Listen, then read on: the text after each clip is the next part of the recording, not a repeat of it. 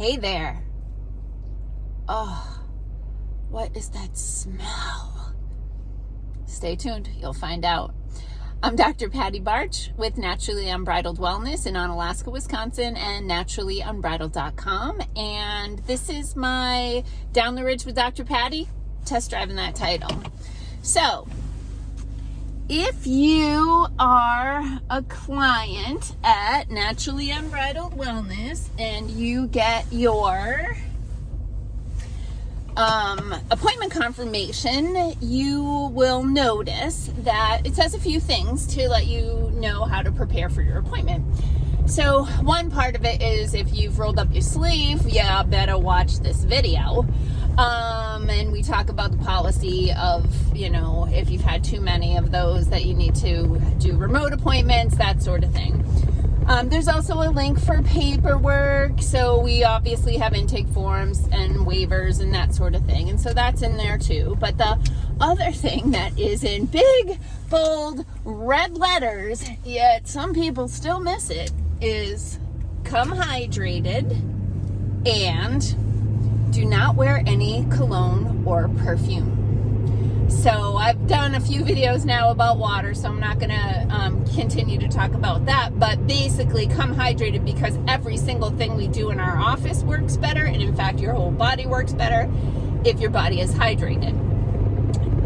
But do not wear any cologne or perfume. Sometimes people think that's because it will somehow interfere with our technology. That ain't it. We don't want you to wear cologne or perfume to the office because that stuff is freaking toxic and we don't want to breathe it.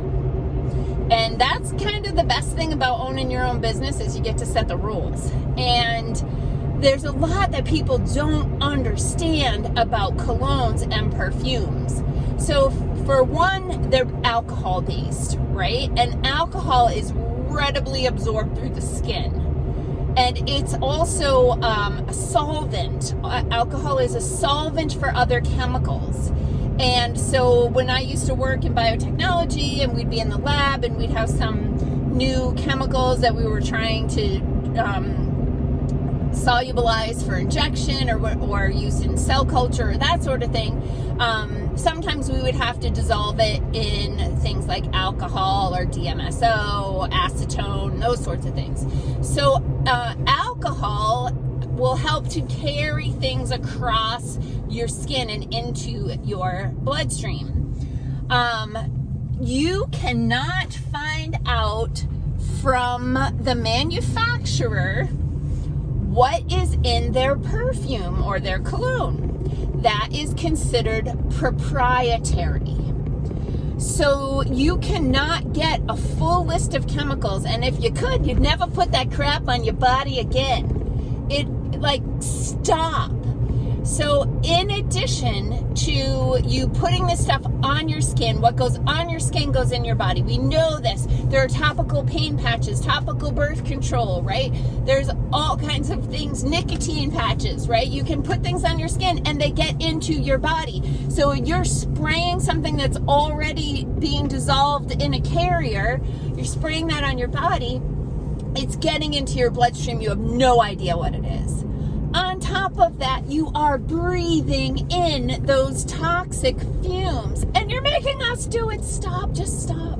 But when you're breathing in those toxic fumes, when stuff goes deep into your lungs, the smallest component of your lungs are called alveoli. They're just a tiny, tiny, tiny little bubble. And each one of those tiny, tiny, tiny little bubbles, oh, hello, Hawk. Each one of those tiny little bubbles has a capillary, which is the tiniest blood vessel. And so when something gets into that tiny little alveoli bubble, it gets into that tiny, tiny little capillary blood vessel, and then it's in all your cells. So you gotta stop using that stuff, okay? No cologne. I've struggled with, in the years past, of course, I was a Love's Baby Soft kind of girl back in the 80s and that sort of stuff. Then once you realize, oh my God, this stuff is poison, and now I have bottles of this poison in my house, and how do I even get rid of it? I don't want to dump it down the drain, and I don't want to evaporate it. I'm literally trying to manage toxic waste. Now, whenever I have this conversation, people start asking me about essential oils.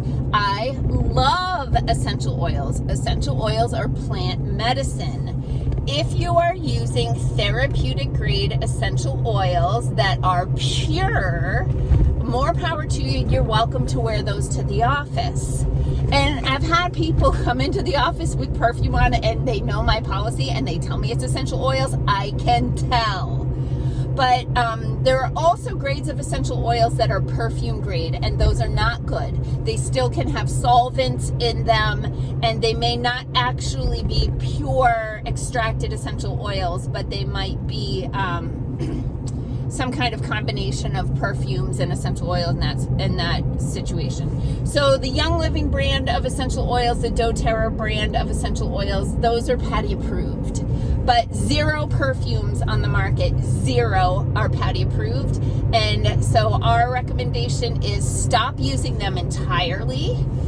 Go ahead and reach out to the manufacturer. Ask them for a list of ingredients. You will find that they're not going to tell you. And my policy is if you're not telling me what's in it, I'm not putting it on my body. So that's Down the Ridge with Dr. Patty for today. I hope that you are breathing easily and not being poisoned by the little old ladies around you. Peace out, peeps. Have a healthy day.